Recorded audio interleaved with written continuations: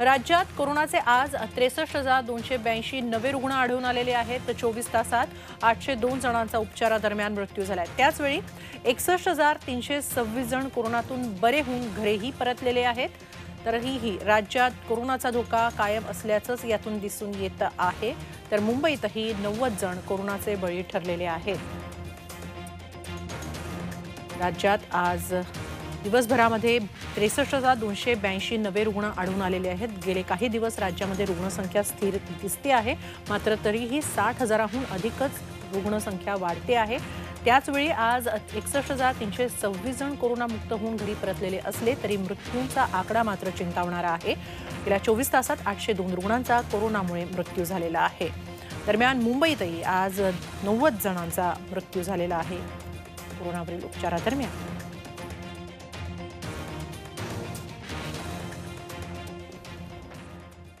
पुढच्या बातम्या सविस्तर पाहूया. देशात कोरोनाचे रुग्ण वाढत असताना महाराष्ट्रातली स्थिती फारशी सुधारताना दिसत नाहीये.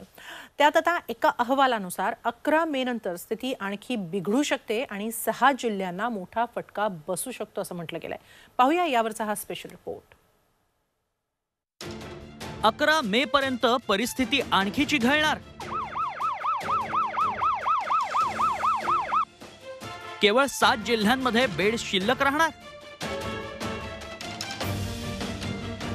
6 जिल्ह्यांची स्थिती हाताबाहेर जाणार.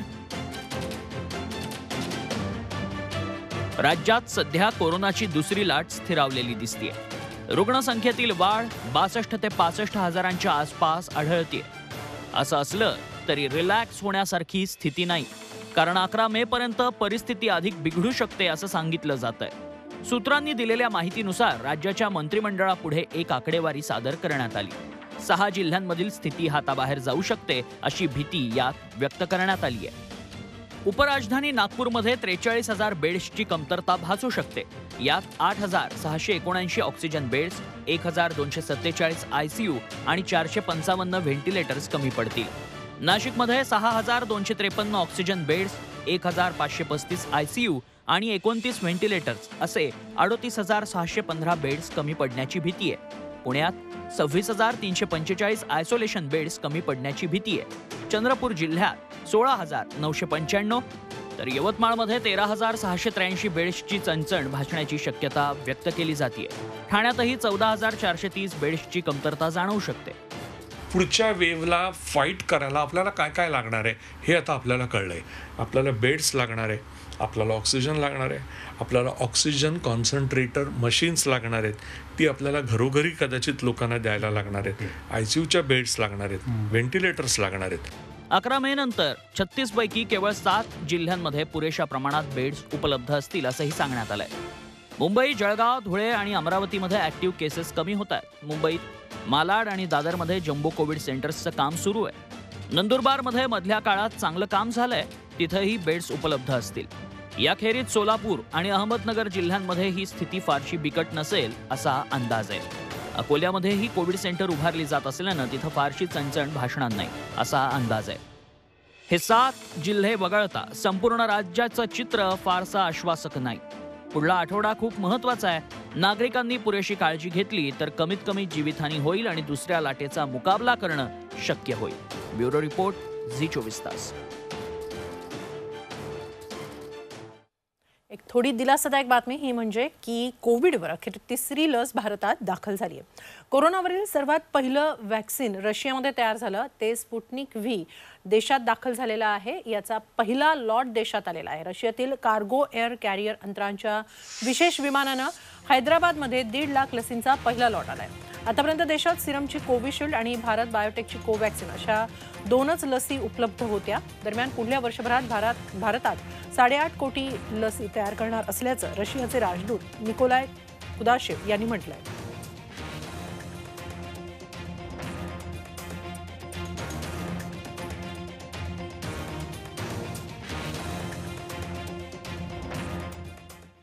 दरम्यान स्पुटनिक व्ही लसीच्या ट्विटर हँडलवरून याबाबत आणखी माहिती दिली. आले आहे. विशेष म्हणजे इंग्लिशसह हिंदीमध्येही ट्विट करण्यात आले. भारतात सर्व सज्ञान व्यक्तींच्या लसीकरणाची मोहीम ज्या दिवशी सुरू होतीये त्याच दिवशी पहिला लॉट दाखल होत असल्याचं यात म्हटलंय. आपण सगळे मिळून कोरोनाला हरवूया असा विश्वासही स्पुटनिकनं व्यक्त केलाय.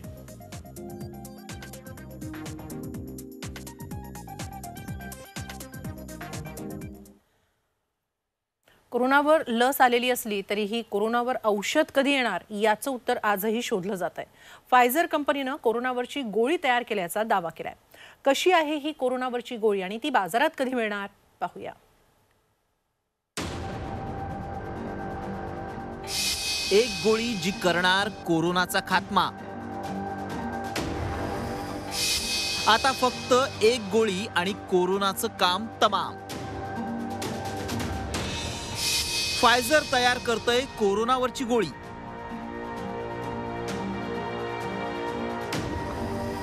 कोरोनाला येऊन 1.5 वर्ष झालं, पण अजूनही कोरोनावर औषध आलेलं नाही. पण आता प्रसिद्ध फार्मा कंपनी फायझर एक अशी गोळी तयार करतेय जी कोरोनाला मारून टाकेल. PF07321332 असं या गोळीला सध्या नाव देण्यात आलंय. सध्या या औषधाचे ट्रायल्स अमेरिका आणि बेल्जियममध्ये सुरू आहे. 18 ते 60 वयोगटातल्या 60 जणांवर या गोळीचा प्रयोग करण्यात येतोय. त्याआधी प्राण्यांवर करण्यात आलेले प्रयोग यशस्वी झालेत. HIV वरच्या औषधांप्रमाणेच ही गोळी काम करते. ही गोळी व्हायरसची ताकद संपवते. व्हायरसचा पेशींवरचा हल्ला थांबतो असा दावा करण्यात आलाय. हे औषध प्रोटीएज एन्झाईम इनिबिटर या सदराखाली असल्यामुळे ते कोरोना व्हायरसची वृद्धी खुंटवते. हे औषध यशस्वी झाले तर हेपॅटायटिस, एड्स आणि कोरोना सहित अनेक व्हायरसवर हा पर्याय ठरू शकतो असे या फायझर कंपनीचा दावा आहे. फायझरची ही गोळी कोरोनाच्या सगळ्या व्हेरियंट्सवर परिणामकारक असेल असा दावा ही कंपनीनं केलाय. ही गोळी यशस्वी ठरली तर कोरोना झाल्यावर रुग्णांना हॉस्पिटलमध्ये जाण्याची गरज भासणार नाही. रुग्ण गोळी घेतली की घरीच बरे होऊ शकतील असं फायझरचं म्हणणं आहे. गोळीबरोबरच कोरोनावरच्या इंजेक्शनवरही फायझरचं काम सुरू आहे. त्यामुळे लवकरच लस, इंजेक्शन आणि गोळी असा ट्रिपल हल्ला कोरोनावर झाला की त्याला गाशा गुंडाळावाच लागेल. ब्युरो रिपोर्ट, झी24 तास, मुंबई. आणि आता एक महत्त्वाची बातमी. देशातील श्रीमंत आणि मोठ्या राजकीय हस्तींकडून धमक्या येत असल्याचा गौप्यस्फोट सिरमचे CEO अदर पूनावाला यांनी केलाय. लंडनमध्ये दिलेल्या एका मुलाखतीत त्यांनी हा धक्कादायक गौप्यस्फोट केलाय. फोन कॉल ही सर्वात वाईट गोष्ट आहे. निरंतर येणारे फोन कॉल्स तर अत्यंत त्रासदायक असल्याचं त्यांनी म्हटलंय. राज्यांच्या मुख्यमंत्र्यांकडून व्यावसायिक प्रमुखांनी आणि इतरांनीही कोविशिल्ड लसीच्या तात्काळ पुरवठ्याची मागणी केली आहे. धमक्या हा एक अतिरेकीपणा आहे. सिरम इन्स्टिट्यूट आता इतर देशांमध्ये लस उत्पादन घेण्याचा विचार करत असल्याचं पूनावाला यांनी म्हटलंय. तर पूनावाला धमकी प्रकरणावरून गृहनिर्माण मंत्री जितेंद्र आव्हाड यांनी काय प्रतिक्रिया दिली आहे ते पाहूया. आज भारतातल्या अनेक कोटी लोकांचे जीव वाचवण्याचं काम सिरम इन्स्टिट्यूट करणार होती. अचानक असं काय झालं की ते उत्पादन मी लंडनला घेऊन जातो असं अदर पूनावाला म्हणायला लागलाय. ह्याची सत्यता संपूर्ण भारताला कळली पाहिजे. कारण का सर्वात मोठा लसीचा उत्पादक हा अदर पूनावालाच आहे, द सिरम इन्स्टिट्यूट. आणि खास करून महाराष्ट्राने ह्याच्यात लक्ष घालायला पाहिजे. म्हणजे सरकार घालेलच, मी आता मुख्यमंत्र्यांची बोलीन थोड्या वेळामध्ये, पण हे गंभीर आहे. पुढच्या बातमीकडे. कोरोनाचे बरेचसे साईड इफेक्ट्स समोर येत आहेत. कोरोनातून बऱ्या झालेल्या काही रुग्णांमध्ये बुरशीचा संसर्ग होतोय. या आजाराकडे वेळीच लक्ष देण्याची गरज आहे. तिथे दुर्लक्ष केलं तर गंभीर परिस्थिती निर्माण होऊ शकते.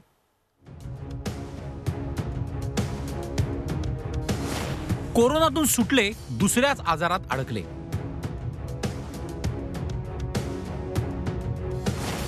कोरोनातून बरे झालेल्यांना नवा आजार.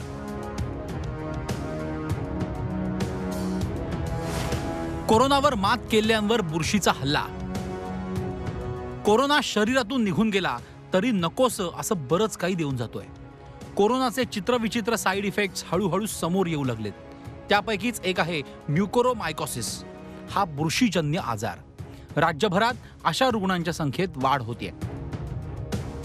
चेहऱ्यावर सूज येणे, गाल दुखणे, डोळे दुखणे, डोळ्यांना सूज, डोकं दुखणे, नाक चोंदणे, काळसर जखम ही म्युकोरोमायकॉसिसची लक्षणं आहेत.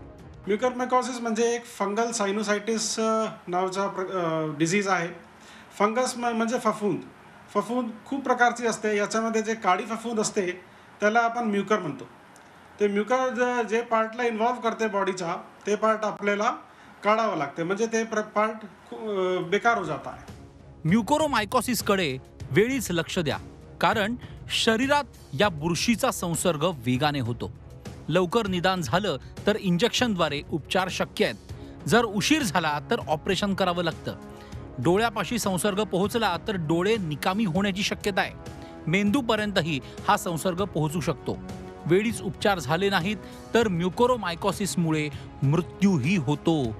कोरोनातून बरे झालेल्या रुग्णांमध्ये आठवडाभरात किंवा महिन्याभरानंतर ही लक्षणं दिसू शकतात. इसके लक्षण पण हम याद कर सकते.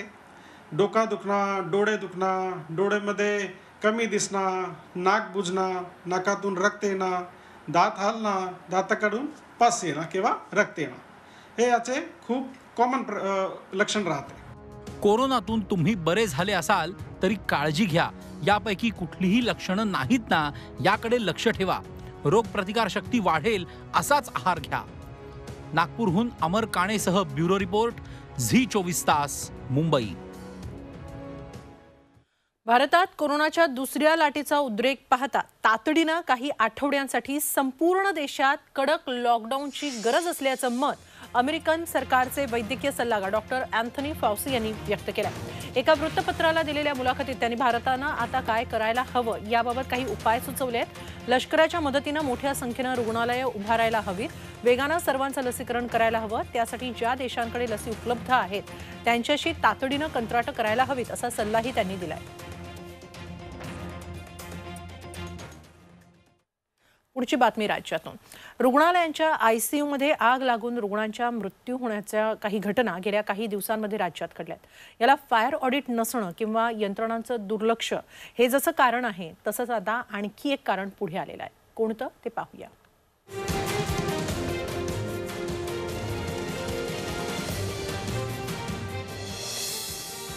रुग्णालयांमध्ये का लागतीये आग?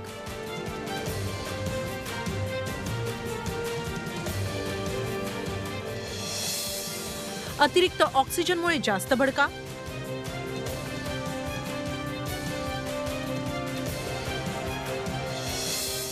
आयसीयू मधल्या सॅनिटायझरमुळे आगीत तेल? गेल्या काही दिवसांमध्ये कोविड वॉर्डच्या आयसीयू मध्ये आग लागण्याच्या घटना घडत आहेत. काही अग्निशमन तज्ज्ञांनी आगीची कारणं शोधण्याचा प्रयत्न केलाय. त्यानुसार आग पसरण्यास जबाबदार असलेला पहिला घटक आहे अतिरिक्त ऑक्सिजन. वातावरणात 21% ऑक्सिजन असतो. श्वासावाटे घेतलेला सगळा ऑक्सिजन वापरला जात नाही. उरलेला ऑक्सिजन उच्छवासावाटे पुन्हा बाहेर सोडला जातो. आयसीयू मध्ये रुग्णांना 40 ते 50% प्रमाणात ऑक्सिजन दिला जातो. त्यांच्या उच्छवासातून अतिरिक्त ऑक्सिजन हवेत मिसळतो. हवेत 23.5% जास्त ऑक्सिजन जमा झाला तर छोटीशी ठिणगीही आग भडकवायला पुरेशी ठरते. दुसरीकडे कोविड वॉर्डांमध्ये वापरात येणारा सॅनिटायझरही कारणीभूत असू शकतो. सॅनिटायझर्समधून अल्कोहोलची वाफ बाहेर पडत असते. आयसीयूच्या भिंती तसंच छपरावर या वाफेचे थर जमा होतात. त्यामुळे हवा आणि भिंती अधिक ज्वलनशील होतात आणि आग अधिक भडकते असं या अहवालात म्हटलंय. ऑक्सिजनचं प्रमाण ह्या कोविड सेंटर्समध्ये खूप असतं. त्याच्यानंतर सॅनिटायझरचा वापर सर्रास केला जातो आणि त्यामुळे काय होतं की बेसिकली ऑक्सिजन ज्यावेळी आग लागते त्यावेळी मग हा ऑक्सिजन अति ऑक्सिजन प्रमाण 21%च्या पेक्षा जर ऑक्सिजन प्रमाण असेल तर ही आग भडकत जाते. या घटना रोखायच्या असतील तर रुग्णालयांना आपल्या रचनेत काही सुधारणा कराव्या लागतील. रुग्णालयातील साहित्यामध्ये शक्यतो अग्निरोधक मटेरियलचा वापर करायला हवा. एसी रूममधील हवा दर तासाला कमीत कमी 20 वेळा बदलली जाईल याची काळजी घेतली पाहिजे. एक्झॉस्ट फॅनचा वापर करून हवा खेळती ठेवता येऊ शकते. सगळे एसी सतत सुरू असतील तर त्यातले पार्ट गरम होऊन ठिणगी पडण्याची शक्यता असते. एसी रोटेशनमध्ये चालू बंद करून हे टाळता येऊ शकेल. रुग्णालयाचं वायरिंग निर्दोष असावं आणि त्याचं ठराविक काळानं ऑडिटही व्हायला हवं. विजेच्या बटनांना अग्निशमन कवच असेल तर ठिणगीचं रूपांतर आगीत होण्याचं प्रमाण कमी होईल. कोरोनाची साथ काही एवढ्यात जाणार नाहीये. लाटांमागून लाटा येणार असा अंदाज तज्ज्ञ वर्तवतायत. तेव्हा रुग्णालयांवर प्रचंड ताण असणार आहे. छोटे छोटे खबरदारीचे उपाय योजून जीवघेण्या आगीच्या घटना टाळता येऊ शकतील. ब्युरो रिपोर्ट, झी24 तास. बातमी लसीकरणासंदर्भातली महत्त्वाची. लसीकरणासाठी कोविन ॲपवर नोंदणी करणं आवश्यक आहे, पण ही नोंदणी करताना सावधगिरी बाळगा, कारण याचाच फायदा काही सायबर भामटेही घेत आहेत.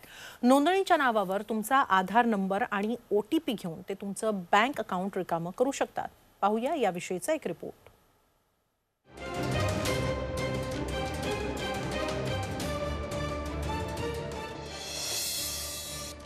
लसीकरणासाठी नोंदणी करताय, सावधान.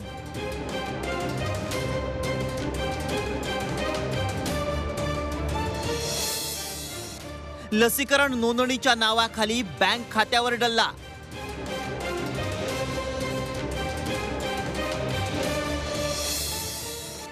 आधार आणि OTP घेऊन घातला जातोय गंडा. लसीकरण केंद्रावरील गर्दी टाळण्यासाठी कोविन ॲपवर नोंदणी करून लसीकरण केंद्रावर जावं असं आवाहन करण्यात येतंय. नेमकी हीच संधी हेरून सायबर चोरांनी लोकांच्या बँक अकाउंटवर डल्ला मारण्यास सुरुवात केली आहे. हे चोरटे फोन कॉलद्वारे लोकांना लसीकरण नोंदणीचं आवाहन करतात. तुम्हाला रांगेत उभं राहावं लागणार नाही असं सांगून एक ऑनलाईन फॉर्म भरायला लावतात. त्यासाठी तुमचा आधार कार्ड क्रमांक घेतला जातो. त्यानंतर OTP घेऊन हे भामटे बँक अकाउंटमधील पैसे गायब करतात. या सायबर चोरांनी खास करून ज्येष्ठ नागरिकांना आपलं लक्ष बनवण्यास सुरुवात केली है. प्रायोरिटी में रजिस्ट्रेशन कराना है तो आप एक ऑनलाइन फॉर्म भरिए, उसकी लिंक वो भेजते हैं, परंतु ये लिंक एक मॉलवेयर प्रोग्राम की है जो कि आपके कंप्यूटर को हैक कर देगा और आपका डेटा भी चुरा सकता है. आपके online financial details, bank accounts, passwords वगैरह भी ले सकता है और साथ ही साथ आपका बैंक अकाउंट खाली भी कर सकता है. ऑनलाईन फसवणुकीचे प्रकार वाढल्यानं सर्वांनी सावध राहण्याची गरज आहे. गूगल सर्च करून ॲप शोधताना ते कोविन ॲप असल्याचीच खात्री करून घ्या. योग्य वेबसाईटवरच लसीकरणाची नोंदणी करा. अनोळखी नंबरवरून फोन आल्यास आधार कार्ड क्रमांक आणि OTP शेअर करू नका. थर्ड पार्टी ॲप डाउनलोड केल्यामुळे तुमचा मोबाईल डेटा हॅकर्सकडे जाऊ शकतो. त्यामुळे जाणकार व्यक्तीकडून माहिती घेऊनच योग्य ते ॲप्लिकेशन डाउनलोड करा. बरेचसे थर्ड पार्टी ॲप्लिकेशन असतात जे आपल्या मोबाईलचा ताबा संबंधित सायबर गुन्हेगाराला देतात. उदाहरणार्थ टीमव्हीवर, एनीडिस्क यासारखे जे थर्ड पार्टी ॲप्लिकेशन आहेत ते अपलोड करण्याची लिंक्स हे सायबर गुन्हेगार पाठवतात. तर अशा प्रकारच्या सस्पिशियस लिंक्स, अनोळखी लिंक्स यांना प्रतिसाद देऊ नका. OTP हा कोणालाही सांगू नका.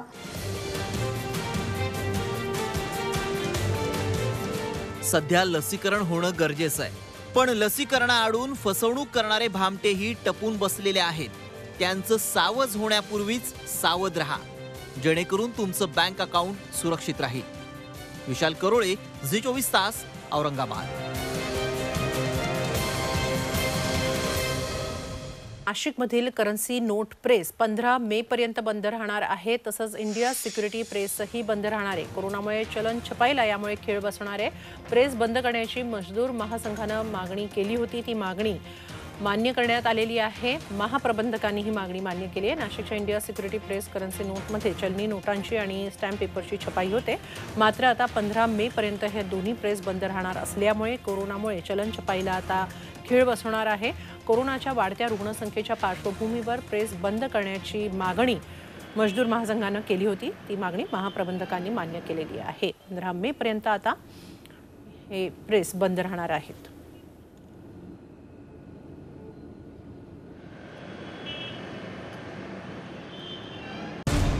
मराठ्यांची तळपती तलवार म्हणजे